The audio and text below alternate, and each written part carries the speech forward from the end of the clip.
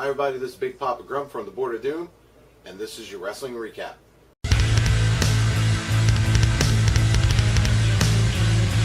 First thing I want to talk about is the Gauntlet Match to determine the number one contender to the Raw Women's Championship, where it started out with Nia Jax and Bayley, and Bayley actually was eliminated first. I don't know if that says anything about where her status is with the company, or if they're just kind of knocking her down to build her back up.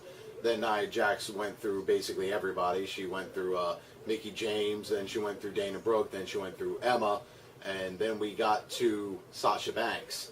And then they put on a pretty good show for a while with Sasha Banks actually getting the win.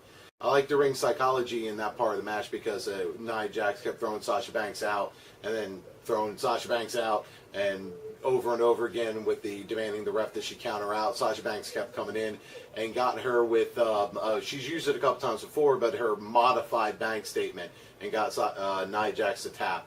It was a really good match, actually. I was very, very happy with the way that they gave those two adequate time to tell a story. Can't talk about Raw without talking about the LeVar Ball stuff. I'm not going to get too into it because it was a terrible segment. It was probably an even worse segment than the This Is Your Life Bayley thing. But, yeah, I mean, the controversy surrounding the youngest Ball brother dropping the N-bomb on a live mic. They sent out Dean Ambrose early to kind of hurry the segment along before it became a complete train wreck. It was probably a good move for the Ball family, and especially since they were trying to, get some hype, first appearance after being drafted for the Lakers and all this other stuff. But, yeah, it didn't end very well. Roman Reigns came out and he was, hyping up his match against Braun Strowman's ambulance match. Then ambulance showed up and he thought Braun Strowman was in it. No, Braun Strowman beat him up, threw him in the ambulance, and drove away. Because we haven't seen that a billion times. I'm intrigued for the match. I'm kind of hyped up for the match. And actually, if I lean this way, I don't get as much of that back window sun glare. But anyways, I don't care anymore. But the... I'm having trouble getting really, really into this match because of the hype surrounding it. By the time the match gets here, I'll probably be fine. I'm not a big Roman Reigns hater. I am a big supporter of what Braun Strowman's been doing. So, and especially if with some of the plans that may be changing going into SummerSlam with some of the rumors going around there, it really makes the outcome of that match slightly unpredictable. Why is Finn Balor teaming with the Hardys? I mean, I'm fine getting Finn on TV, but why are you having trouble finding a place for Finn Balor on TV? For that matter, why is Bray Wyatt coming out and being all cryptic and then getting his ass kicked again? Unless they're going to put Wyatt over and over big against Rollins, I don't see the purpose of any of the stuff they're doing with Bray. And it's been that way basically since, well, it's been that way for a long time, but especially recently since he won the belt at Elimination Chamber. And then it's been kind of a slow, well, kind of medium downhill slide for him with creative ever since. The Enzo and Cass segments, now I know I'm very hard on Enzo because I don't care for him. However, I gave them a bit of praise the week before about how they played out their old school soap opera drama, and then this happened where it looked like they were going to reconcile. They weren't, but it looked like they were going to, and then Big Cass just beat the ever-living stuffing out of Enzo. It was really, really fun TV. I like what they're doing with Big Cass. I love the performance Enzo's giving.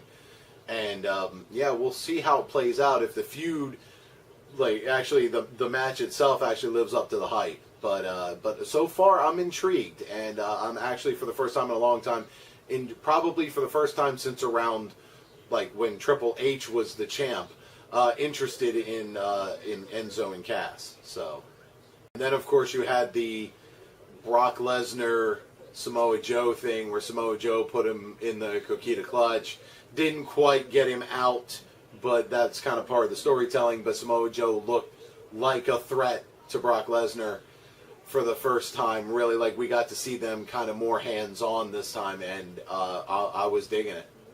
On SmackDown, Carmella cut another good promo about kind of stating her case and defending her position as having won the Money in the Bank ladder match, and trying basically one last chance to get out of them putting on the match.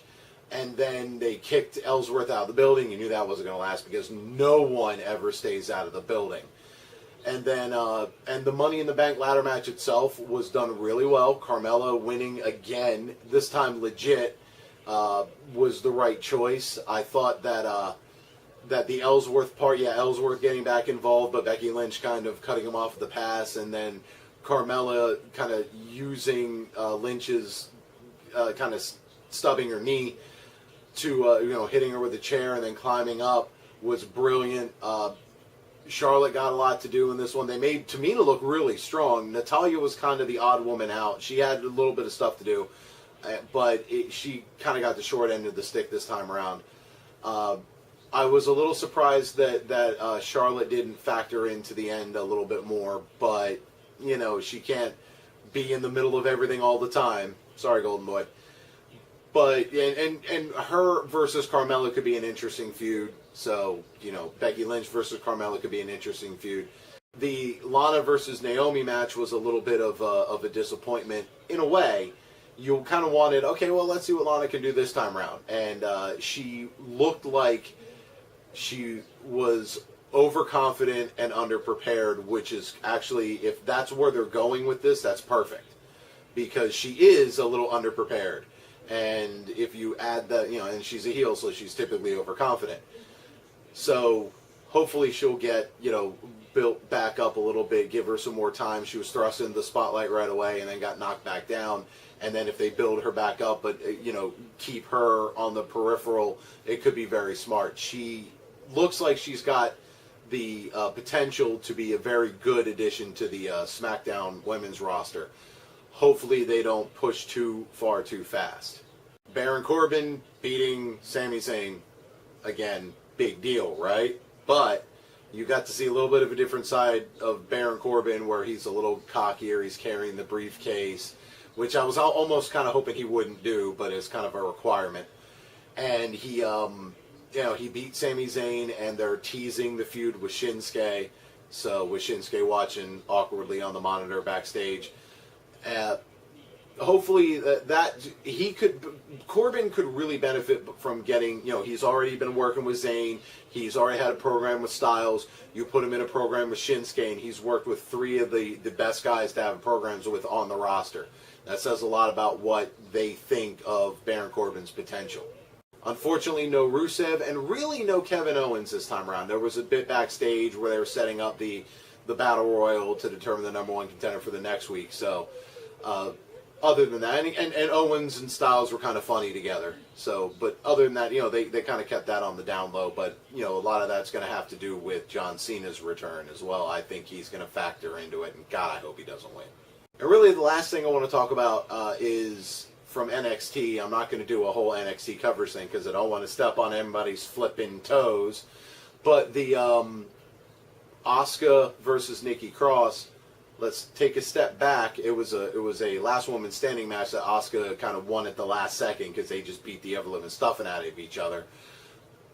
But not only was it the first time that the women headlined both Raw and SmackDown back-to-back, but they also headlined NXT.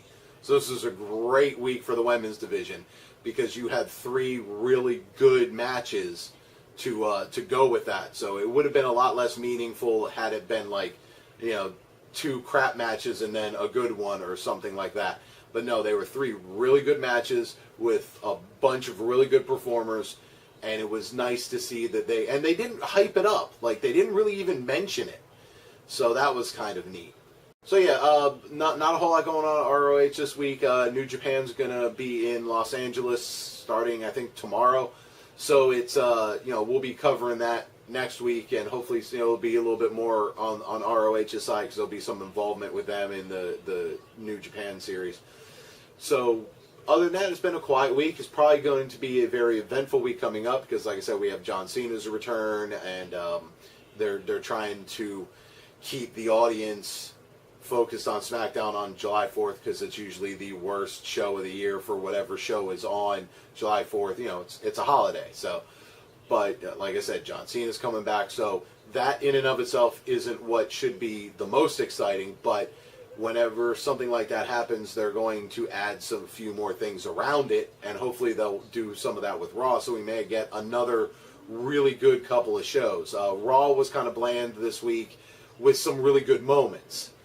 SmackDown was pretty much a good show the whole way through, and NXT, yeah, I mean, you know, you had your undercard matches, you had a little bit with the Tommy and Ono, and of course the Asuka Nikki Cross stuff. So good week, maybe flew under the radar a little bit, and this week may end up being the same thing. Hopefully not. So we'll see. So I've been Big Papa Grump from the Board of Doom, and I'll catch you next time.